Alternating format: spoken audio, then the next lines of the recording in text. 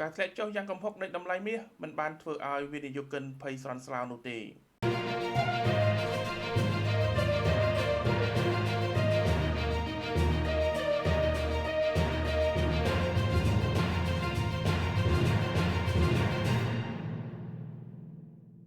ទោះបីជាមានសម្ពាធនៃការលក់ចេញយ៉ាងខ្លាំងនៅក្នុងថ្ងៃជួញដូរចុងក្រោយនៃខែមករាយ៉ាងណាក៏ដោយក៏ខែដំបូងនៃឆ្នាំ2026បានចាប់ផ្ដើមយ៉ាងល្អប្រសើរជាមួយនឹងតម្រូវការវិនិយោគយ៉ាងខ្លាំងក្លាទៅលើផលប័ត្រដែលគ្រប់គ្រងទៅដោយមាសនេះបើយោងទៅតាមក្រុមប្រឹក្សាមាសពិភពលោកបានបញ្ជាក់ក្រុមប្រឹក្សាមាសពិភពលោកបានដឹងថាមូលនិធិ ETF ទូទាំងពិភពលោកមានលំហូរចូលចំនួន120តោនកាលពីខែមុនដែលមានតម្លៃជិត$19,000 លានដែលជាខែមានកំណើនខ្លាំងបំផុតមិនធ្លាប់មាននៅក្នុងប្រវត្តិសាស្ត្ររបាយការណ៍បានកត់សម្គាល់ថាទំហំសរុបបានឈានទៅដល់កម្រិតខ្ពស់បំផុតគឺ4,145តោនដែលបានឈានឈ្នះកំណត់ត្រាចាស់កាលពីឆ្នាំ2020ទន្ទឹមនឹងនេះការកើនឡើងតម្លៃ 14% បានរុញច្រានតម្លៃលោហៈធាតុដែលរក្សាទុកឲ្យកើនឡើងទៅដល់កម្រិត$669,000 លានអ្នកវិភាគបានចង្អុលបង្ហាញថាសូម្បីតែនៅក្នុងកំឡុងពេលដែលមានការធ្លាក់ចុះខ្លាំងបំផុតនៅក្នុងរយៈពេលរាប់ទសវត្សរ៍និងការបន្តលក់ចេញកាលពីថ្ងៃច័ន្ទក៏ដោយ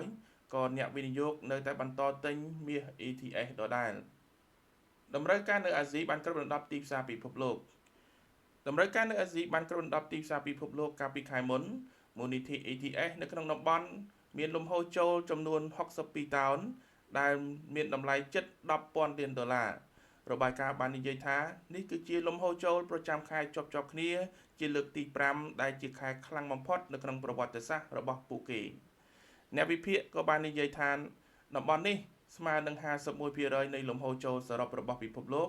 ដែលជាសមិទ្ធផលដ៏គួរឲ្យកត់សម្គាល់ដោយសារតែការកាន់កាប់មាសនៅអាស៊ីមានទំហំត្រឹមតែ1/5នៃអាមេរិកខាងជើងតែប៉ុណ្ណោះប្រទេសចិនបាននាំមកគេសម្រាប់លំហូរចូលនៅក្នុងតំបន់នេះម្ដងទៀតគឺ$6,000 លានអាមេរិកដែលឈរនៅក្នុងចំណាត់ថ្នាក់ជាប្រភពលំហូរចូលធំជាងគេទី2នៅទូទាំងពិភពលោកបន្ទាប់អំពីសហរដ្ឋអាមេរិកការរឹងមាំនៃតម្លៃមាសបានមកបំពីភាពមិនច្បាស់លាស់នៃភូមិសាស្ត្រនយោបាយនិងតម្រូវការស្ថាប័នដ៏ខ្លាំងក្លាសុទ្ធតែជាកត្តាជំរុញឲ្យប្រទេសនេះបន្តចង់បានមាស ETF សកម្មភាពនៅអាមេរិកខាងជើងមូលនិធិ ETF ដែលចុះបញ្ជីនៅអាមេរិកខាងជើងក៏មានសកម្មភាពយ៉ាងខ្លាំងក្លាផងដែរខណៈដែលអ្នកវិនិយោគបានទិញមាសចំនួន 43.4 តោនកាលពីខែមុនដែលមានតម្លៃជិត$7,000 លានអាមេរិក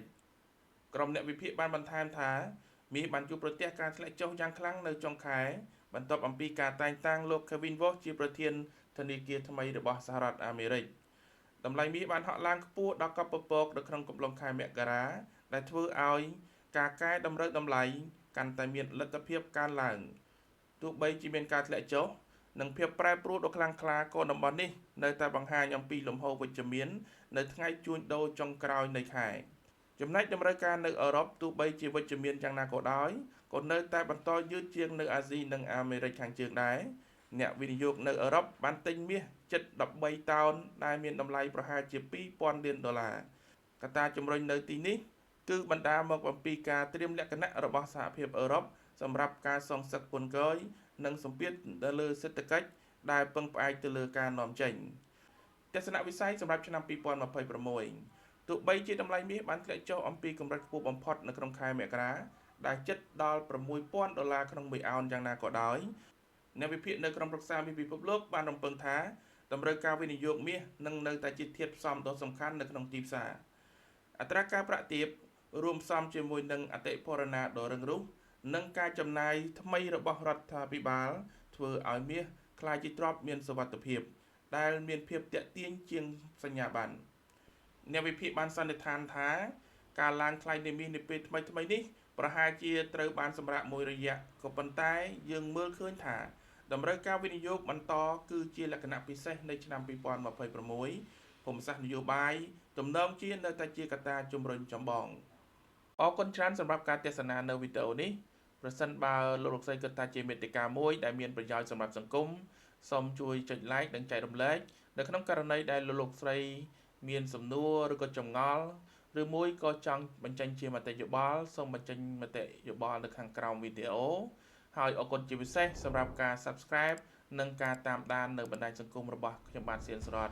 នៅក្នុងខណៈនេះខ្ញុំបាទសៀនសុរតសូមអរគុណសូមជម្រាបលា